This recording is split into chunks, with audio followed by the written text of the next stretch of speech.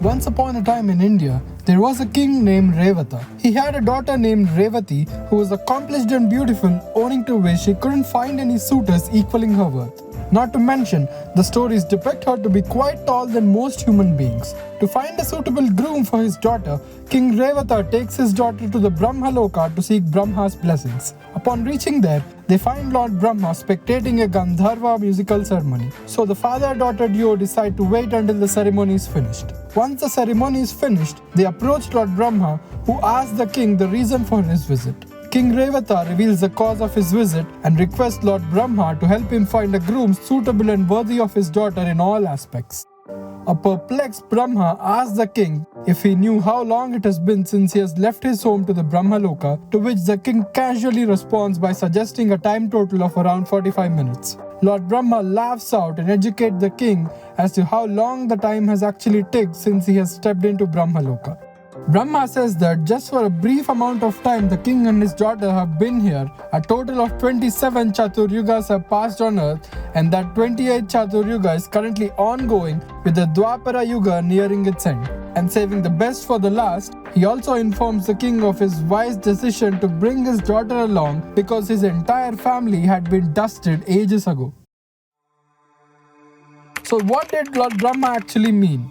Let's first understand how time and its units of measurement are perceived by modern science. Theoretically, the smallest unit of time that can be understood is the Planck time. Planck time is basically the amount of time taken by light or a photon particle to cross an unbelievably minuscule length called the Planck's length. To give you an idea how small Planck's length is, let's compare it with the size of an atom, which is already about 100,000 times smaller than anything you can see with your unaided eye. Suppose that you measure the diameter of an atom in Planck's length and that you counted off 1 Planck length every second.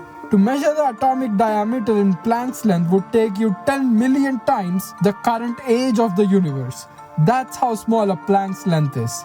And the amount of time taken to travel 1 Planck length is believed to be around 5.39 into 10 to the power minus 44 seconds. Theoretically, this is supposed to be the smallest time measurement that will ever be possible, and any measurement beyond this loses any kind of physical meaning whatsoever. But the smallest unit of time that has actually been measured is a zeptosecond. Scientists were able to measure the amount of time it takes a light particle to cross a hydrogen molecule, which is 247 zeptoseconds.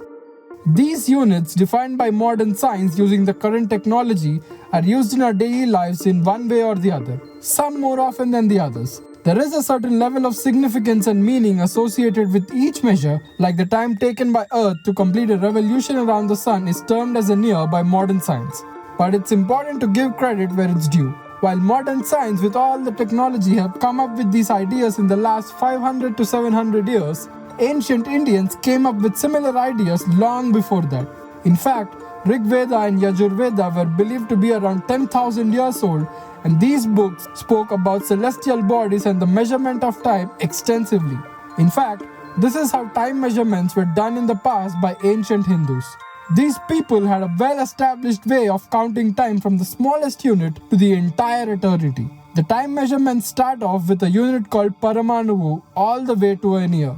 Even in the Mahabharata, we see these measurements being used. Most notably, Bhishma Pitamaha waiting for the Uttarayana to turn up in order to leave his body. These measurements may measure up to a year, but it doesn't stop there. In fact, it is just a foundation for measuring till the infinite. During his lifetime, every Indian is bound to come across the word yuga. A yuga is a period of time measured in years. At any point in time, there is one of the 4 yugas ongoing. The beginning or end of any yuga was generally identified by the orientation of celestial objects. The current yuga, which is known as the Kali Yuga, is said to have started from 3102 BC on to the 20th Feb at 14 hours, 27 minutes, 30 seconds, where all the planets were on the same Rashi. So what are these yugas and how are they used to measure time? The cycle of time starts from the Krita Yuga or Sat Yuga, which lasts for 1,728,000 years, and moves on to Treta Yuga, which lasts for 1,296,000 years, followed by the Dwapara Yuga, which is for 8,64,000 years, and finally to Kali Yuga, which lasts for 4,32,000 years. The length of each Krita Yuga is equal to that of 4 Kali Yugas, while the length of each Treta Yuga and Dwapara Yuga is equal to 3 and 2 times that of Kali Yuga respectively. Once the 4th Yuga, which is the Kali Yuga, ends, the wheel of time moves to the 1st Yuga or the Krita Yuga, and the whole cycle is repeated endlessly all over again. All the 4 yugas equate to a time of about 4,320,000 years, which is called a Chatur Yuga. 71 Chatur Yugas combine to form a Manvantara, which lasts for about 306.72 million years. Each era or time span of a Manvantara is presided over by a Manu or a king. Preceding the first and following each Manvantara is a Sandhya or a connecting period, which is essentially transition from one Manvantara to another. During each Manvantara Sandhya, Earth is submerged in water. There are a total of 14 Manvantaras, of which we are in the 7th one at this point in time. 14 Manvantaras with their Manvantara Sandhyas amounts to 4.32 billion years, which is called a Kappa, or a 12-hour period in the experience of Lord Brahma. It is said in both the modern science and in the ancient scriptures that time passes differently for different people based on certain conditions and scenarios. For a human being, one kalpa, which is equal to 4.32 billion years, might seem almost infinite and endless, but the same amount of time is just 12 hours in the experience of Brahma.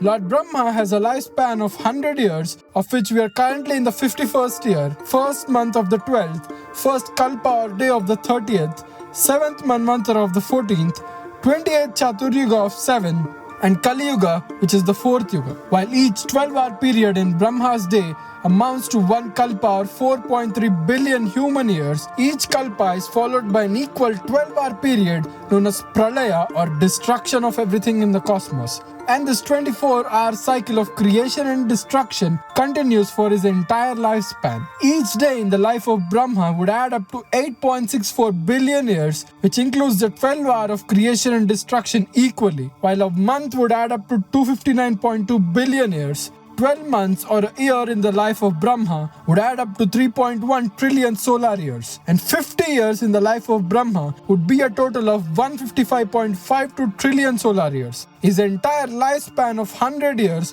would amount to 311.04 trillion solar years. So what happens after this? It is said that 100 years of Brahma is equal to a minute in the experience of Lord Vishnu, and after his time is also up comes the turn of Rudra. But Shiva in the form of Rudra is beyond time and is infinite. Hence, time is also said to be infinite. It's really astonishing and commendable that ancient Hindus had such an elaborate way to measure time. But how does this relate to the story of the king and his daughter meeting Brahma? While the king and his daughter traveled at the speed of light to reach Brahma Loka, they aged differently when compared to people on earth. What does this mean? Albert Einstein was a German-born theoretical physicist widely acknowledged to be one of the greatest physicists of all time. Among other things, he was well known for his famous or rather infamous picture with his tongue out, and most importantly, his theory of relativity, which includes the concept of time dilation. The concept of time dilation, simply put, is that the experience of time is relative and different people experience it differently based on certain conditions. As one gets closer to the speed of light, the experience of time slows down relative to someone who is under normal conditions. We seem to find very close similarities between what Einstein said in the 20th century and a very old story from the Indian scriptures. What seemed to merely be an hour in the experience of the king and his daughter was actually more than 100 million years of time on earth, where his family and multitude of his generations had actually gone to dust.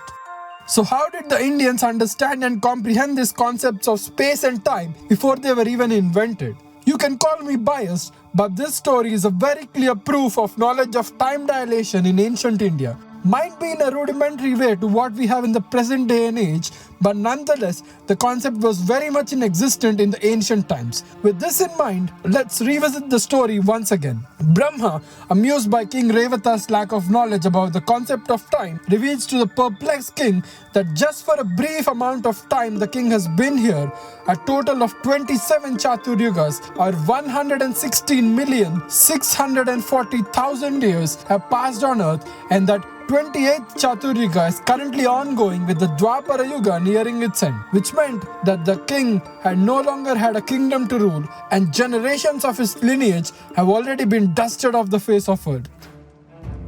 Finally, Lord Brahma reveals that a suitable groom for the king's daughter is currently living in the Dwaraka and informs him about Sri Krishna's elder brother Balarama. After returning to earth, the king promptly meets Balarama, who is 9 feet tall, and offers the hand of his daughter to the brother of Sri Krishna, to which the Yadava agrees, leading to the marriage of Revati and Balarama. So the king's purpose to visit the Brahmaloka was finally fulfilled, even though it took him nearly 116 million years.